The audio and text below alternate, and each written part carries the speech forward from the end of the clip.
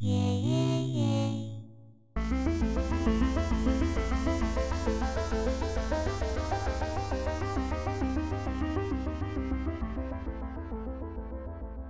to Procurement Says No, episode 4, with me, Richie Rich, and Eduardo Ed. Morning. Good morning, Ed.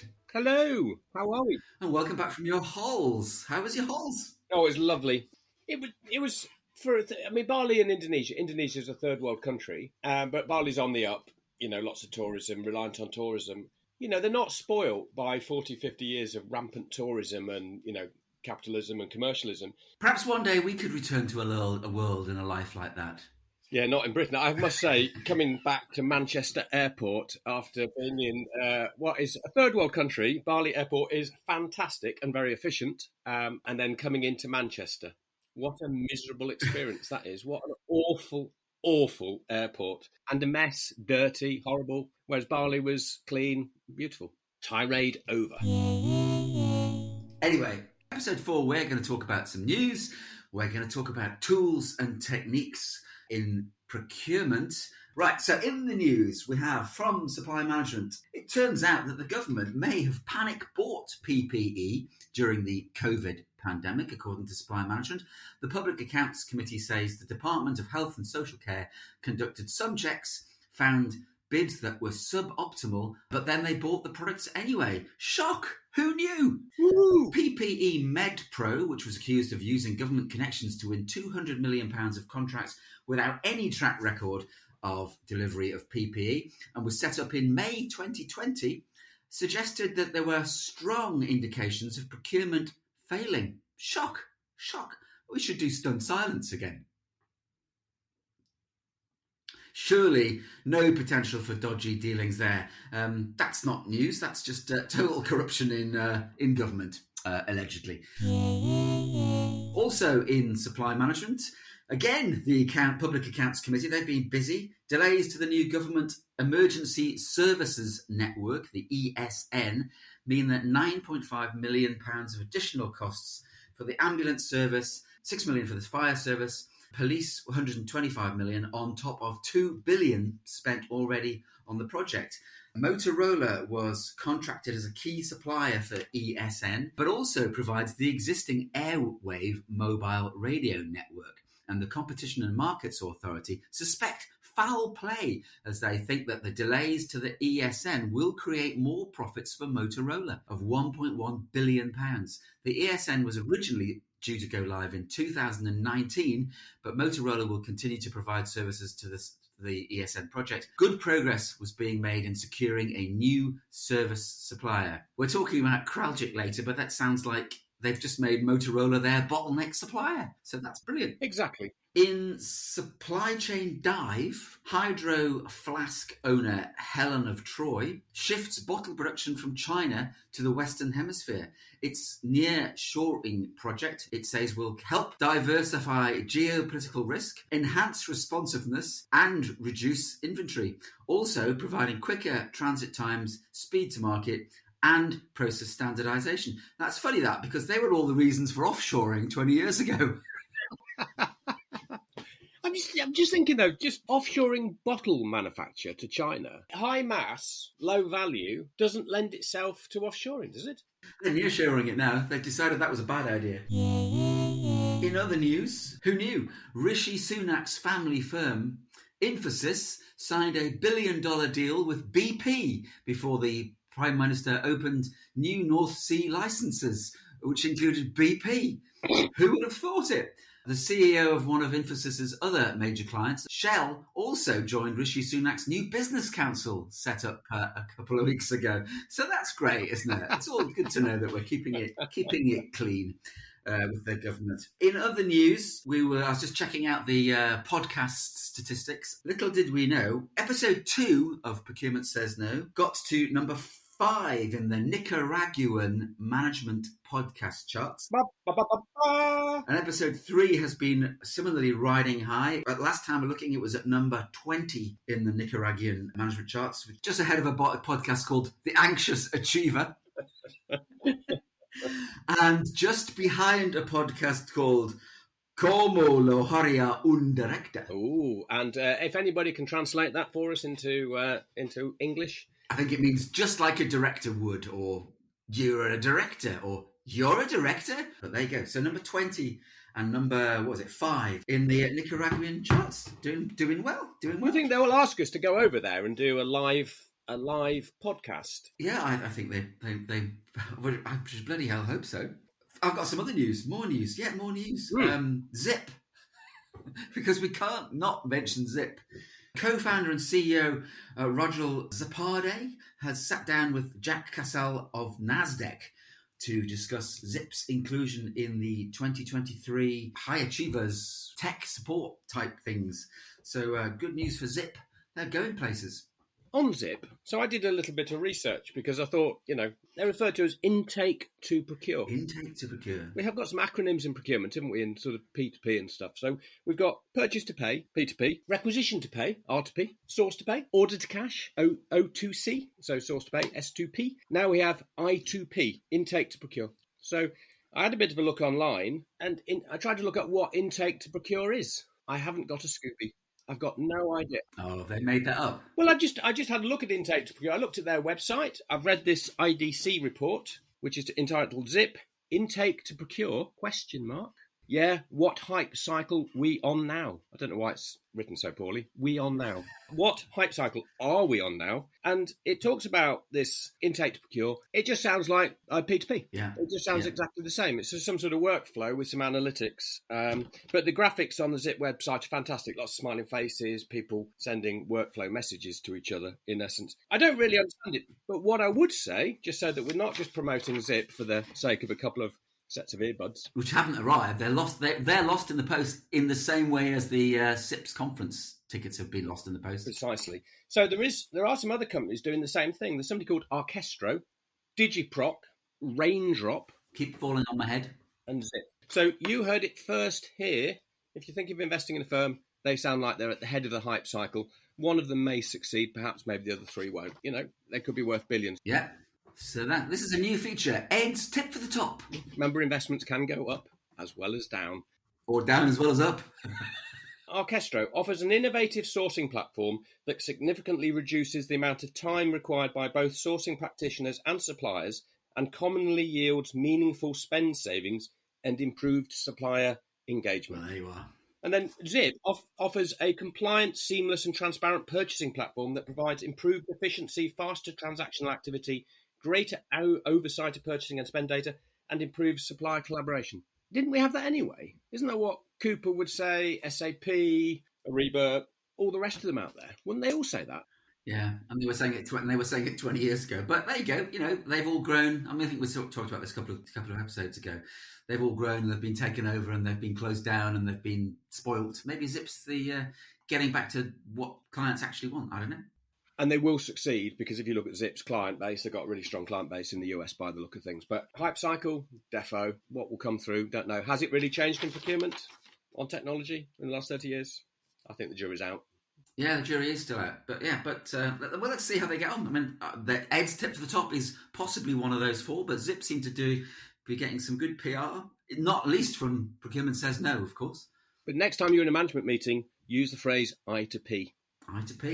Catch everybody out there, be like, I to P? Ooh, that sounds fun. I would probably more commonly use I need to pee. That's probably what the senior management will think when you present your technology strategy and you talk about I to P, and they say, yeah, right, we'll give you 5 minutes. Yeah, I've just got one other thing I was going to say, that we at Procurement Says No are vindicated in our views by CAPS. CAPS are the Centre for Advanced Procurement Studies at Arizona State University, I think.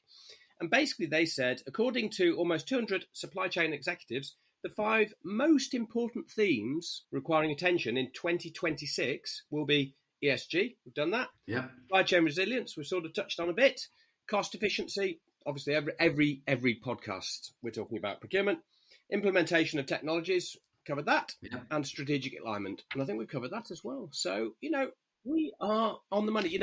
In Nicaragua, we're going to be heading up to the top 3, I think. I think Como Estás un Director, or whatever it was, it's just going down. It's going down.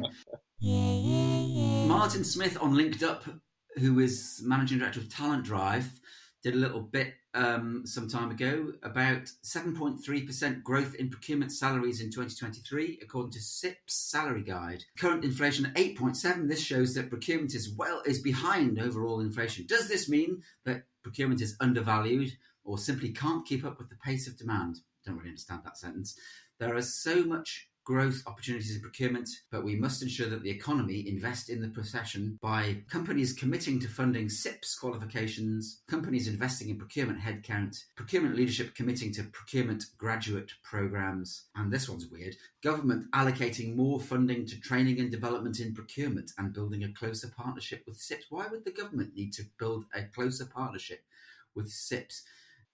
Then he says, we need to change the narrative, here we go, of procurement being seen as an overhead to procurement being a value add to organisations.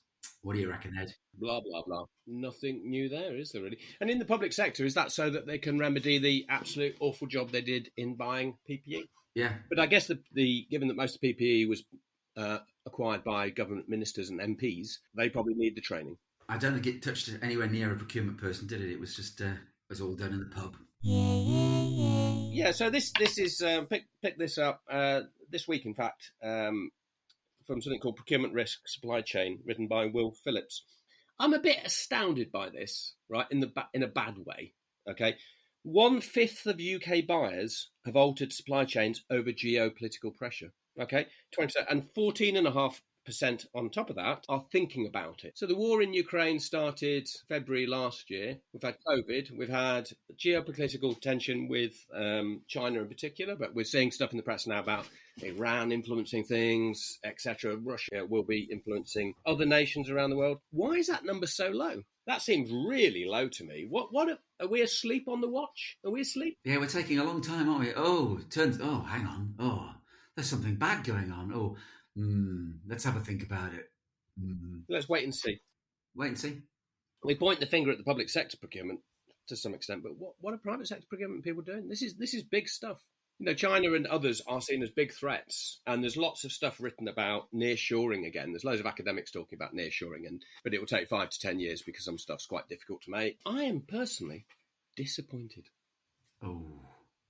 Ed's going to turn his back on the whole of the procurement community. I am. Look, he's doing it now. He's turning around. His back is turned to you all. I've come back, though, because... Oh, he's back. We need to sort this. Okay. I need to pee.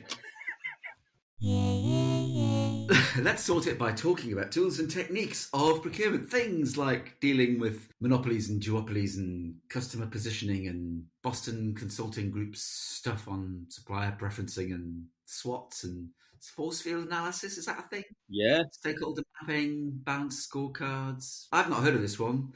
Van Weel Procurement. Ooh. Professor AJ Van Weel has written many books in procurement, and the Van Weel procurement process has 6 stages. This is all new. This is all new to me. 6 stages, which include specifying the goods, make or buy decisions, selecting suppliers or tendering, contracting, ordering, and aftercare. Who knew? Ooh, massive yawn. That's called the Van Weel alignment. 4 wheels for £300 also does alloys.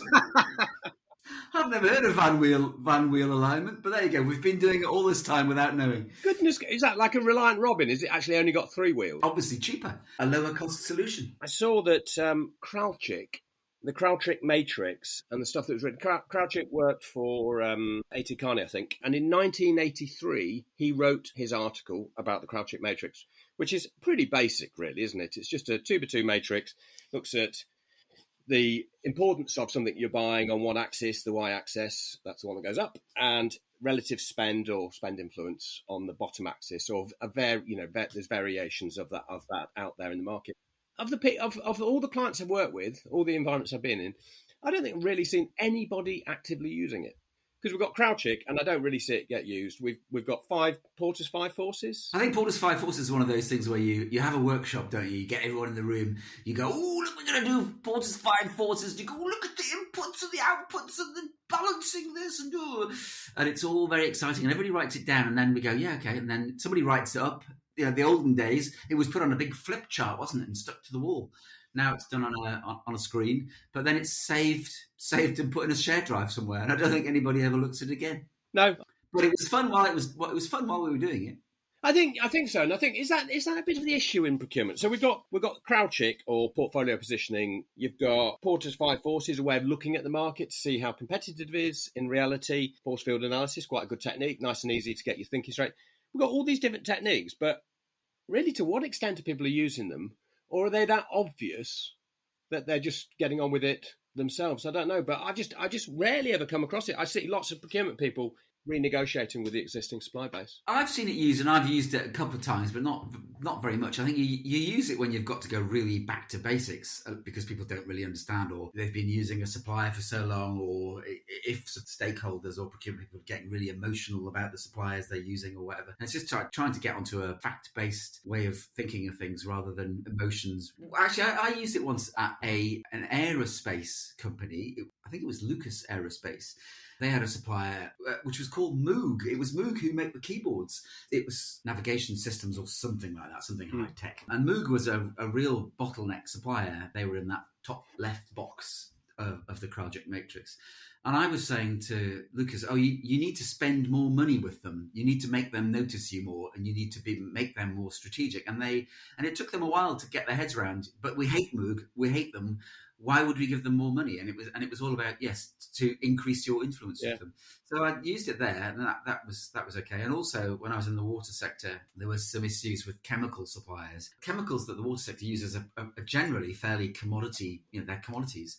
Because of the way that the water sector had operated over many, many years, they'd managed to turn leverage suppliers into bottleneck suppliers because of the way that they'd sourced. They'd single source it to one supplier, and it meant that the other suppliers just dropped out of the market. So they were actually creating a bottleneck. So again, I used it there just to say, this is what you've done over the last 20 years. You've moved this supplier from this box to this box, which is why you're making it difficult for yourself. But yeah, I can't think of any of many other examples. No, I've got a couple of thoughts on this. Some of it's a bit obvious. So I wonder sometimes if it's actually that people in procurement are just using it naturally. Because thinking about whether your suppliers are a risky supplier because they're really important to you, they're sole source, they make something that only they make that you really need in your product or whatever, or in your services. And maybe people aren't actively using it in the way that we'd expect because it is so obvious. Even Porter's Five Forces, potential for new entrants. I mean, it's sort of like, yeah, right. You'd think about that, wouldn't you? If you were just thinking about your product that you're buying or the service that you're buying. Maybe we're a bit overly critical because we've not seen it actively used, but maybe people are using it as part of thinking. I think you're probably right. People are using it in their heads. Or it might also be, of course, because of the utter geniuses that we are, we automatically think in that way. But a lot of people probably don't, and they're probably missing a trick. So, creating a little tick list of the things to look at is where they may become in quite helpful. We've talked about the perception of procurement in the business, and you just talked about pay rates and they're falling behind the market and stuff like that. Perhaps procurement people should use some of these techniques when they're presenting for PR purposes. A lot of other functions, if you think of HR, they do some really clever stuff around, the psychology of people, the psychology of reward, what motivates. They get lots of very sexy reports. They talk about why pay rises shouldn't be given because people don't necessarily always value pay rises. They value being thought about by their boss and being trained and developed and so on and so forth. So maybe it would be a good idea for procurement people to, more actively use these techniques. Yeah. Look at all this clever stuff we're doing, yeah. It's not hard. We seem to be using it. Look how brainy I am. Look at the brain on Brad. Wear your shiny suit, go in there, master of the universe. Bang. Bang. It could work. I think that could work. Yeah. So we've got, because we don't like 3-letter acronyms, a 4-letter acronym, we should call this Techniques for Supply Market Analysis, TSMA. That's what everybody should be doing, thinking TSMA. Every day they get up, they go to work, TSMA today. Every day, it's TSMA. But so there you go. But one last point, just a thought for you. So Porter's Five Forces is aimed squarely at the selling organisation, I think, more than the buying organisation in reality. So I thought of a 6th force. Ooh. So Porter, Procurement Says No, upgrade, change inertia. Change inertia. The biggest threat to doing stuff in procurement, I think, changing suppliers, is around, will the business accept the change? Generally speaking, when you say, I want to change the supplier of a particular service or a particular widget, even if the service is really poor, people generally in the business go, oof, that's risky, that is. I don't want to do that. If you're changing office supplies or mobile phones or something, most people don't care. But nearly everything else, you've got people who are attached to it. Look at recruitment companies. People might hate the supplier, but they don't want to change. So I think we should add to the 5 forces a 6th force, which is change inertia. Porter's 5 forces, now supplemented by Ed's number 6 force. Excellent. Are you a porter man, or are you more of a stout man? I think champagne, sir. It's champagne. Stout? No. Champagne, I think. Yes. So, so a 6th force, a 6th fourth. A what? A 6th fourth. A 6th fourth? You never? Right, TSMA. What's it gonna do for you today? So we've invented a new acronym and an upgrade to Porter. Yeah, it's great. Value add on a Sunday. It's raining here. It's pretty murky outside. We're just being inspiring today, Richard. It's very good. We're on fire, but I need to pee. Right, and all of this has been at very low cost as well. It's practically as cheap as crisps. Again, more advice that's cheap as crisps. I feel a Nobel Prize coming on. Perhaps we could get directors from the Cheetah Institute to go and work in central government in Rishi's new task force, and that means we could get £2 or £3 million of work as well, just coincidentally at the same time, possibly. Let's move on to negotiation. Now, I have in front of me the Advanced Negotiation SIPS Level 5 study text. It's actually quite old, and I looked at this and I opened the page, and it says this module has got 2 elements. Element number 1, the study text, the volume you are reading now, which is this big tome. This provides detailed coverage of all the topics specified in the syllabus and follows the official SIPS study guides. And then it says there was also a small format volume of pass notes. These highlight the key areas from the study text and minimize the effort that you need to apply in making your own notes. So it's all about learning to pass the exam rather than learning how to negotiate, which I was a little bit disappointed in there. Is this proverbial friend who's studying that old book? Is that actually you studying negotiation at the moment? It is actually, yes. It's a friend. It's just I'm studying for a friend. Anyway, negotiation. So I looked at negotiation. It's always entertaining negotiation because there is a kind of a theory behind it, which has been sort of retrospectively created by looking at how people negotiate. The 4 stages of negotiation are, and then it goes, no. The six stages of negotiation. Oh no, the 8 stages of negotiation are blah blah blah blah blah. I actually went with the 8 one because I did 100 years ago. I did this with Scott Work. I think the Scott Work is still going, and they were great. I think the Cheetah. I looked at the Cheetah Research Institute, and they said that Scott Work, 98.9% of their customers recommended Scott Work.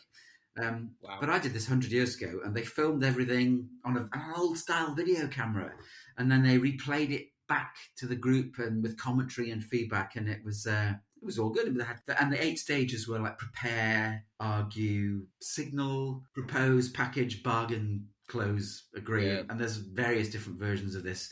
And like, intend, get, stuff about what you need to get, and BATNA. And was there not a step that said beat the shit out of the supplier until they were compliant? That's the 9-step approach. But then there was another thing about negotiation strategies, which is this is something I looked up. It's something called Masterclass, which I think is another online thing, which was talking about negotiation styles, which again is accommodating, minimizing conflict, avoiding tension, collaborating, creating a win-win environment, competing, which might lead to being aggressive, which go back to your previous point, compromising, finding the middle ground, which is not necessarily win-win. There's a guy called Phil Brown who I worked with some time ago, who's got a thing called the Negotiation Club. Have you seen that on Linked Up? Yes, I have. I think he's doing quite good stuff with this, and he's created this thing called the negotiation cards, which I think put all this stuff onto little handy cards. It's a bit old tech, but I think it's quite a neat little... Pull that card out in the negotiation, and when the supplier says something that you think is outrageous, it's a yellow card first, and then you go to red if they say something twice that's bad, and then you just send them out the room. Yeah, and then you kick the shit out of them. Is that what... until they give up. Is that right? Yeah, or knock them onto the floor and stamp on them like the football, the Women's World Cup. You do that, don't you? That's the 10th step. Get violent. Yeah, so I had the same. I've been on the Gap partnership. They do something very similar to Scott Works, and I've been on some of their training. What was really interesting was when people lie, and I'm sure a lot of people know this, but there's a thing in us physiologically that we don't want to lie. We show that we're lying when we do lie. So some people flush, for example. That's if they're not good at lying or regular liars. And then other people look up to the right or the left. I can't remember which it is. But those people who like regular liars, like me and you, Richard, we're probably good at masking that. But when people lie, the lie has to be released. Oh, released? Somehow. Yeah, just let go. Fly, lie, fly. Basically, there's a twitch. And they were videoing. And when this person lied, his foot tapped. And it was just like, wow. And it was on the lie, on the word, the key word of the lie, his foot tapped. I've used that and gone into complex negotiations. And there's been a team of us. And we've had like a chairman and a speaker. Chairman doesn't speak. The speaker is the only person in the negotiation that speaks. And then we have also had a couple of other people. One is a note taker and one is an observer. And I said to the observer, who wasn't a procurement person, I said, all I want you to do is just look at their body language. And this is when lies occur, to see when they're lying. And I said, so you need to sit back from the table and watch them. Watch them doing strange things. And then they would write on a post-it note, because they weren't allowed to speak in the negotiation. It was a big multi-billion deal. They were writing on post-its and passing it to the chairman, and the chairman would make a note, and then the leader, the speaker, then would be given the note. And it was the most disconcerting approach that I think the vendor had ever seen. They're like, what are you doing? Nothing. I'm passing these post-its across. It was fantastic. This thing about letting the lie out. I think there's another business opportunity here, the Tap Dancing Liar series. I was actually once in a 3-way negotiation with Gene Kelly and Fred Astaire. I mean, it was very difficult because who's the best tap dancer there? I mean, bloody hell, it was horrendous watching those fellas go. And through the rain. It was hard to see their feet. I've got a story about negotiation not going well. We were doing a bit of a team negotiation with a colleague, and we had a lot of benchmark data. So we knew, and we would negotiate quarterly electronic component memory devices, this is. And we were negotiating with Siemens, a guy called Keith and his boss. I can't remember the name of his boss. Anyway, we went into this negotiation and we said, right, okay. And we did the usual thing, bit of preamble, and then we laid down our requirements. We want lead time of 4 weeks. We want vendor managed inventory. We want this price. So we said, this is what we want. And you know what happened? Worst situation you could have. They said, drum roll, okay. We're like, oh shit. Worst nightmare from a negotiations perspective. You ask for some series of things. It wasn't just like, oh, the price for the next quarter is. It's like all of these things. So we're like 10 minutes in. We've allowed 2 hours for this negotiation. We said we need a timeout. They said to us, you need a timeout. We just told you we can do all of what you asked for. Yeah, we just need to have a timeout to discuss your offer. And they're thinking we're stupid. And my colleague, he's looking at me like, you're mental, Ed. They've just given us everything we need. We can just take the extra hour and 50 minutes back and go and sit and have a cup of coffee or something. I said, we can't accept this. I said, we just can't. He said, well, we can't just change what we want. Tell you what, let's ask for Green Shield stamps with every order. For those listeners who are under 55, Green Shield stamps was something that you used to get 100 years ago, like Next Points, when you bought petrol and various other goods, and you could trade them for trinkets. But the best bit was that the rep thought we were serious for a moment, and his boss laughed, and that broke the moment. What we've done, we've just asked for everything, and we've got everything. We're procurement failures. That was quite an amusing situation, but I'm sure that's happened to a few people. But I've been in a few good and bad negotiations. I was involved in buying milk. I used to work at Cadbury's, as you know, and 20 odd years ago, it was in the middle of mad cow disease or foot and mouth or one of those, 2001-ish. And we discovered that the Cadbury's milk supply was done on a gentleman's agreement, or a series of gentleman's agreements with various cooperatives in Worcestershire, I think it was, or Herefordshire. Great personal relationships, but when the push came to shove and Tesco had a clause in their contract that said we demand any milk comes to our Tesco stores, then we were in trouble.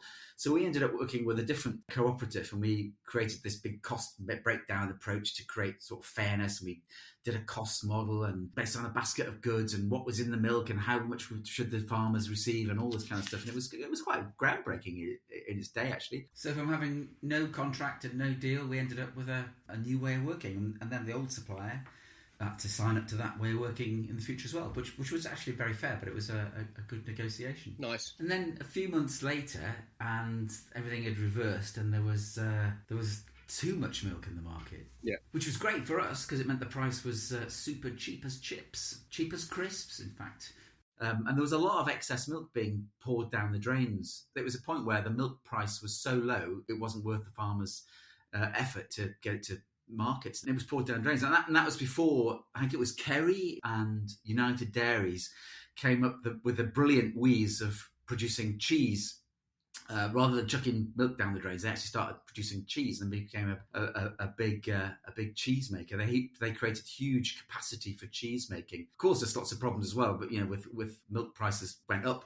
They were designing their future strategy basically. They probably did a Porter's six forces actually, and they said, you know what we should be doing? We should be making cheese. Blessed are the cheese makers. Similarly, when I went then to Australia and New Zealand, we had similar milk-based negotiations with farmers and this was in Tasmania. And a special mention to a guy called Mike Christie from sunny Dunedin, who helped me out on this. He was the expert in this. He's a Kiwi guy, brilliant chap. The basic strategy was to buy the farmers tea and cakes. It was in the wild outback of rural Tasmania, and we were having tea and cakes with all these farmers. It was like a cross between Deliverance and Bake Off. I just imagine you sitting there with this big pen of cows all staring intently at you while you're drinking your tea out of a china mug. We were drinking tea and cake. Yeah, it was Deliverance, and there was a guy playing banjo on the.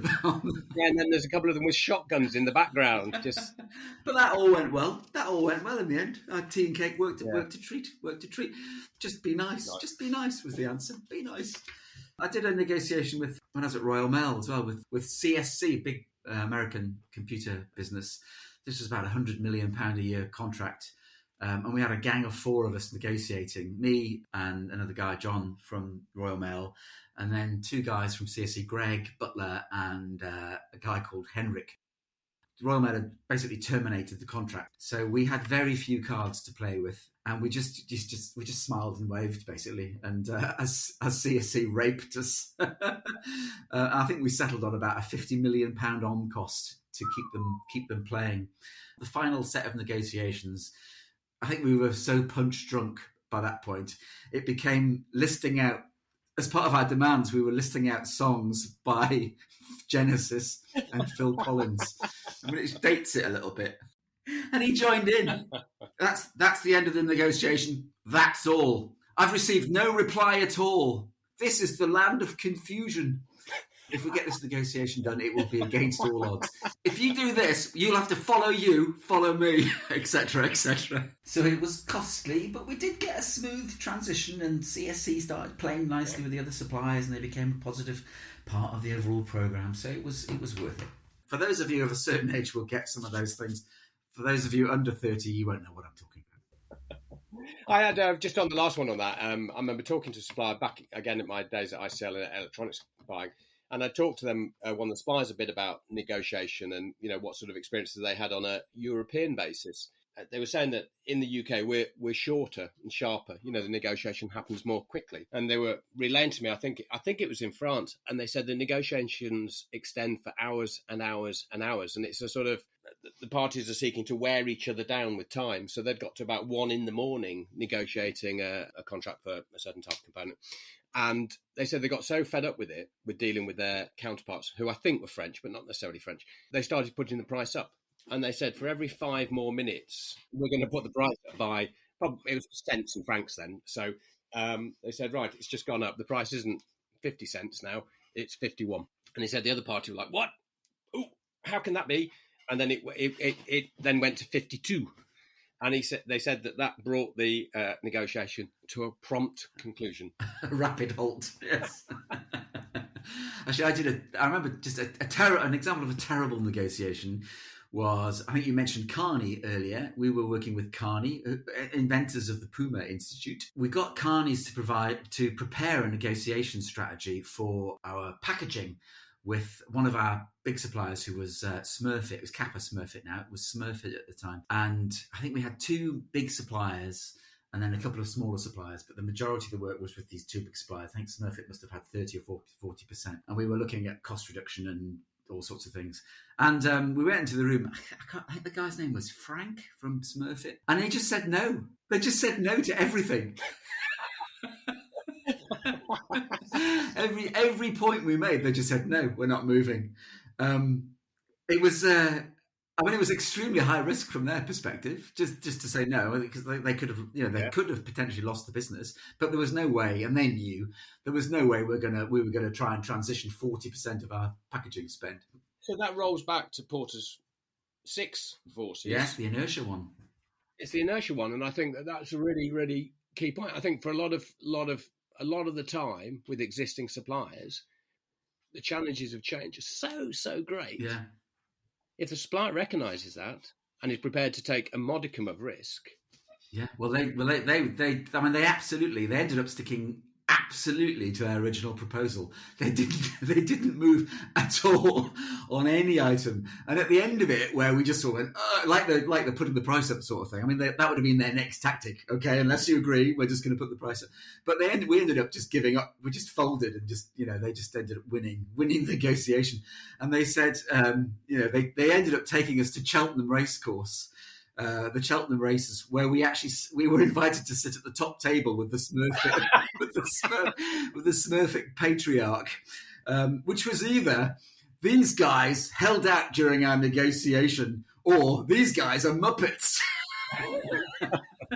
Oh dear! I've got to say, when I've moved on from jobs, I've always been so tempted to go back to suppliers and say to them, "So where did we really get to?"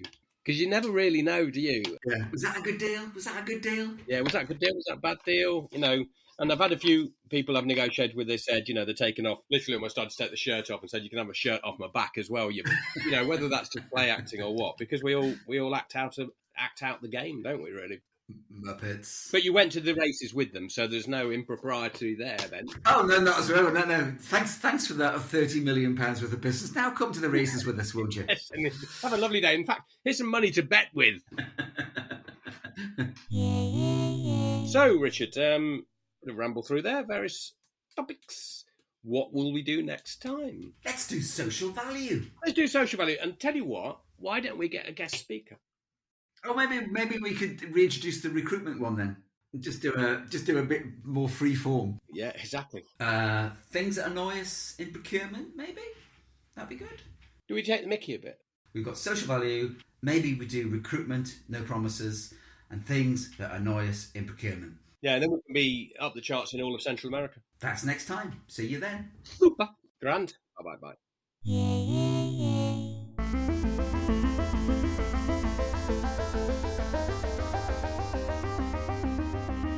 So I picked up this article, right, from Kelly Barner, right? She's part of Art of Procurement, and it's called Tracking the Evolution of Procurement, Industry 1 to 5. So Industry 1 is 1760 to 1840. That's James Watt's steam engine. Industry 2, 1870 to 1970, so 100 years. That's just basically the industrial age, manufacturing, right? Industry 3, that's digitisation started. That's 1970 to 2010. Industry 4, 2011 to 2020. So we're getting a really short span. Industry 4 enabled many of the things only dreamt of during 3 and ushered in some notable changes for procurement as well. That's it. SAP acquired Free Markets and in 2004 and Ariba in 2012, and IBM acquired Emptoris. Industry 5 is 2020 to whenever. Industry 5 may still be in a visionary state. And then it finishes, procurement was present at the laying of the railroads and the expansion of factory automation. We helped win World War I and World War II, and we were there at the dawn of the digital age. You can be sure that whatever comes next, we will find a way to harness it. But we helped win World War I and World War II. Through Kraljic. Porter. Yeah, we got those howitzers. Yeah. What a load of shocking nonsense. Procurement was present at the laying of the railroads and expansion of factory automation. So was everybody else. Everybody. People, navvies, digging the railways up, all that Chinese labour that came into the US at that point, because it's talking from a US perspective. We won World War I, not those people on ships going across the North Atlantic in the snowy bit, being blown up by submarines and all that stuff to give stuff to Russia that they then used to fight the Germans from the other end. I mean, in the Second World War, what a load of... But really? Really? No. No!